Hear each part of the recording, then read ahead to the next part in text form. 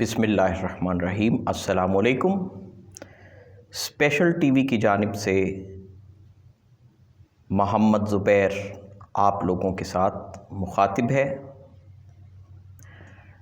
मैं अल्हम्दुलिल्लाह एक सरकारी डिपार्टमेंट में एज ए कम्युनिकेशन ऑफिसर अपनी ड्यूटी परफॉर्म कर रहा हूँ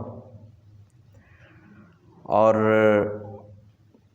2010 से अपने फ़राइज़ जो है वो सर अंजाम दे रहा हूँ।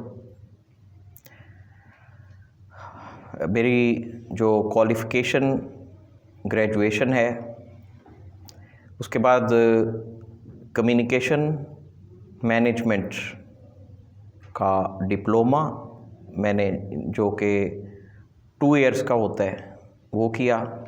उसके बाद ये जॉब मिली और अल्हम्दुलिल्लाह 10 साल से अपनी ड्यूटी को एक बड़े मुतमईन अंदाज में परफॉर्म कर रहा हूँ।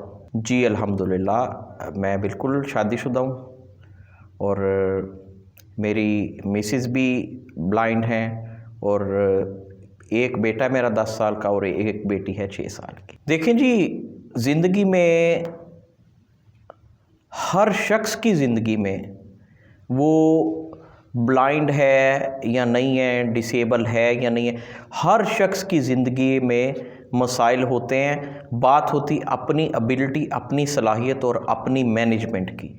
तो उस एतबार से अल्लाह का बड़ा शुक्र है, मैं हर एतबार से मुतमईन हूँ कि कोई ऐसी चीज़ नहीं आज तक सामने आई जिसको नामुमकिन समझा जाए या जिसने डिसाइड किया हो। मैं जो 4-5 कैटेगरीज़ हैं माज़ूरों की, अगर तो ये उनके लिए इस्तेमाल किया जाए तो फिर तो मैं इसको बिल्कुल डिसएग्री करता हूँ। अगर लफ्ज़ डिसेबल आपने इस्तेमाल करना है तो फिर उन लोगों के लिए भी इस्तेमाल कीजिए जो दिमागी तौर पे डिसेबल हैं। उन लोगों के लिए भी इस्तेमाल कीजिए जो देखी सुनी चीज़ों को इग्नोर करते हैं।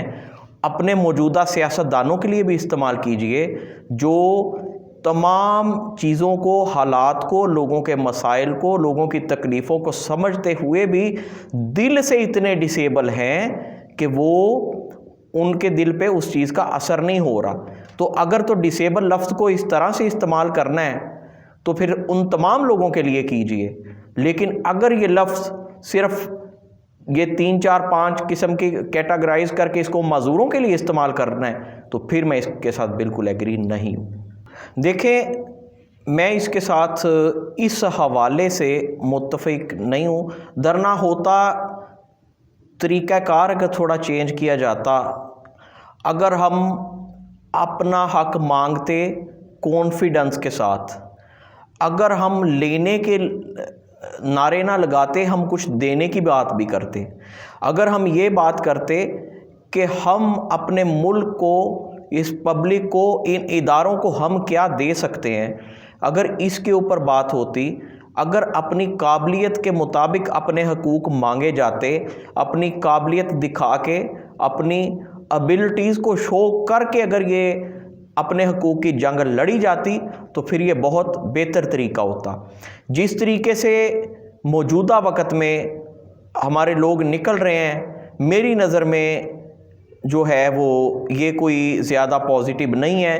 क्योंकि जो BEd, MA, MPhil, PhD, double master है, वो भी अगर ये कहेगा कि जी मुझे चाहे आप डेली बेसिस पे दे दें, पहले ग्रेड की दे दें, तो ये मेरी नज़र में इस तरीके से मांगना भीख मांगने के मुतरादिफ है और कुछ नहीं। मेजर मसाइल जो हैं, मैं समझता हूँ कि आपके सवाल में ही उसका बहुत हद तक जवाब मौजूद है।